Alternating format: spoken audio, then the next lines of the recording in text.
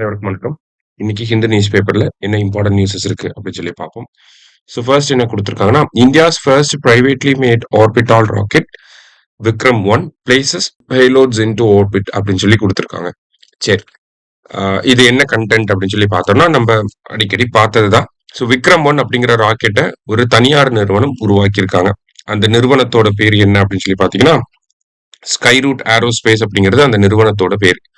இது வந்து பாத்தீங்கன்னா ஆர்பிட் வரைக்கும் போகக்கூடிய ராக்கெட், லோ எர்த் ஆர்பிட் வரைக்கும் போகும். அதனால இதை வந்து ஆர்பிட்டால் ராக்கெட் அப்படின்னு சொல்லி சொல்றோம்.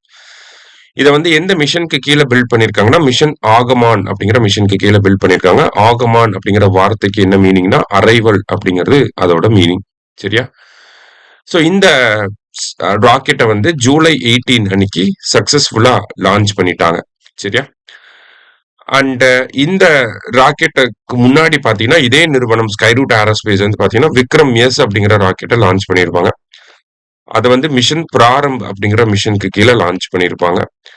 இந்த மிஷன் எப்போ லான்ச் பண்ணிருப்பாங்க? இது விக்ரம் எஸ் அப்படிங்கிற ராக்கெட் இந்தியாவில் லான்ச் செய்யப்பட்ட முதல் தனியார் ராக்கெட். அது first private rocket to be launched from India. ஓகேவா? அதோட பேர் தான் விக்ரம் எஸ். நவம்பர் 18, 2022 இதை லான்ச் பண்ணிருப்பாங்க. ஓகேவா? ரைட். இந்த விக்ரம் ராக்கெட்டோட ஸ்பெஷாலிட்டிஸ் அப்படின்னு சொல்லி பார்த்தோம்னா, ஃபுல்லாவே கார்பன் காம்போசிட் ஸ்ட்ரக்சர்ஸ், கார்பன் மெட்டீரியல்ஸை வச்சு இதனுடைய ராக்கெட்டோட ஸ்ட்ரக்சரை ரெடி பண்ணியிருப்பாங்க. அதனால இதோட வெயிட் வந்து பாத்தீங்கன்னா ரொம்ப கம்மியா இருக்கும்.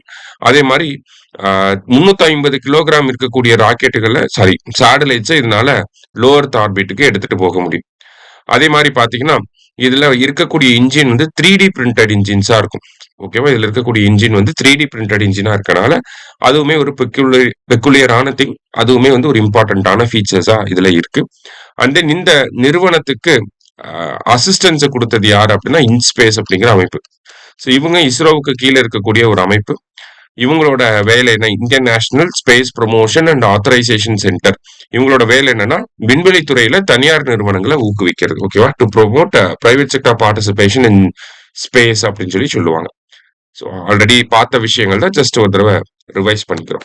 அடுத்தது, Tamil Nadu government to celebrate states history on both July 18 and November 1 அப்படின்னு சொல்லி சீஃப் மினிஸ்டர் நேற்று சொல்லியிருக்காரு. அதாவது தமிழ்நாட்டில் ஒரு பிரச்சனை இருக்கும். ஏடிஎம்கே பீரியட் ஆட்சி இருந்துச்சுன்னா நவம்பர் 1 வந்து தமிழ்நாடு தினம் அப்படின்னு சொல்லுவாங்க.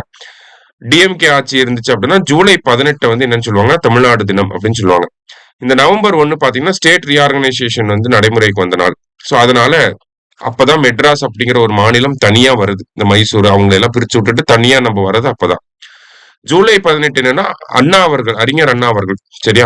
அறிஞர் அண்ணா. சோ ஜூலை 18 1967 அறிஞர் அண்ணா வந்து பாத்தீங்கன்னா ஒரு ரெசல்யூஷன் கொண்டு வந்திருப்பாரு. மெட்ராஸ் அப்படிங்கிற பேரை தமிழ்நாடுன்னு மாத்தணும்னு சொல்லி. சோ அது ஜூலை 18 அப்படின்னு சொல்லி சொல்றோம். சோ இந்த 2 டேட்டுமே மாத்தி மாத்தி வந்து தமிழ்நாடு டேவா செலிப்ரேட் பண்ணிட்டு இருக்காங்க. சோ நம்ம புது அரசாங்கம் என்ன சொல்றாங்கன்னா இந்த 2 டேட்டையும் சேர்த்தியே கொண்டாடிக்கலாம் அப்படின்னு சொல்லி சொல்லியிருக்காங்க. ஓகேவா? அதான் வந்து போத் நவம்பர் 1 அண்ட் ஜூலை 18 வந்து தமிழ்நாடு டேவா இருந்துட்டு போகுது அப்படிங்கறத நம்ம முதலமைச்சர் சொல்லி இருக்கிறார். ரைட். அடுத்தது வந்து பாத்தீங்கன்னா, Tamil Nadu government implements E0 FIR system for faster action against cyber financial scams அப்படின்னு சொல்லி கொடுத்திருக்காங்க.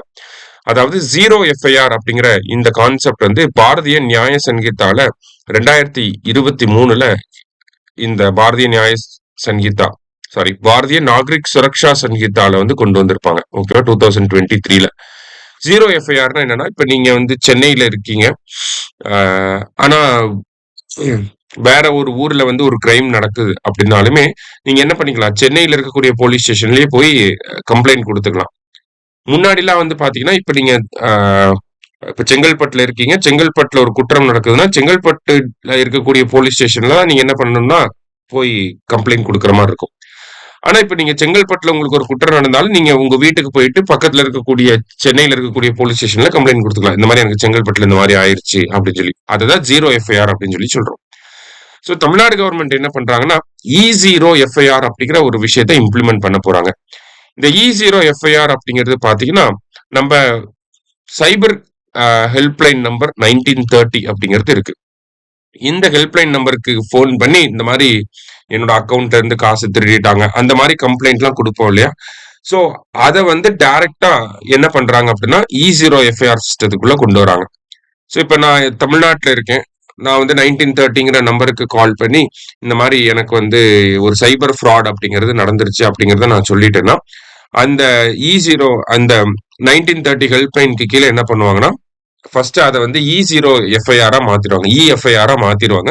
மாத்தினதுக்கு அப்புறமா நான் எங்கிருந்து கால் பண்றேனோ அந்த ஜூரிஸ்டிக்ஷன்ல இருக்கக்கூடிய சைபர் கிரைம் யூனிட்டுக்கு அந்த கம்ப்ளைண்ட்டை அவங்க ஃபார்வர்ட் பண்ணுவாங்க. அந்த போலீஸ் வந்து பாத்தீங்கன்னா லோக்கல்ல இருக்க போலீஸ் வந்து அதை எஃப்ஐஆரா பிசிக்கல் எஃப்ஐஆரா கன்வெர்ட் பண்ணிடுவாங்க. நான் அந்த 1930ங்கிற நம்பருக்கு கால் பண்ண 3 நாள்ல என்ன பண்ணுன்னா லோக்கல் போலீஸை போய் பார்த்து இந்த மாதிரி நான் தான் கால் பண்ணியிருந்தேன் 1930க்கு E0 எஃப்ஐஆர் வந்து போட்டிருந்தாங்க, இப்போ அதை பிசிக்கல் எஃப்ஐஆரா கன்வெர்ட் பண்ணிட்டீங்களா என்ன ஏது அப்படின்னு சொல்லி நம்ம போய் கையெழுத்தெல்லாம் போட்டு வர மாதிரி இருக்கும். சரியா?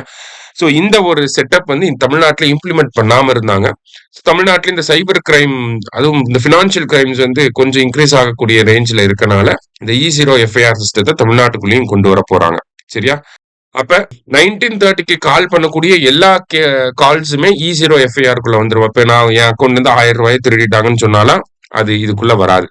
நம்மளோட லாஸ் வந்து 1 லட்சம் ரூபாய்க்கு மேல இருந்தா மட்டும்தான் E0 எஃப்ஐஆருக்குள்ள இன்டகிரேட் பண்ணுவாங்க. சரியா? ஸோ அதை தான் இங்க கொடுத்துருக்காங்க. ஜஸ்ட் E0 எஃப்ஐஆர்னா என்ன அப்படிங்கிறத தெரிஞ்சுக்கிட்டா போதும். ஓகேவா? ஸோ இன்னைக்கு நியூஸ் பேப்பர்ல இருந்து முக்கியமான விஷயங்களை பார்த்திருக்கோம். நன்றி.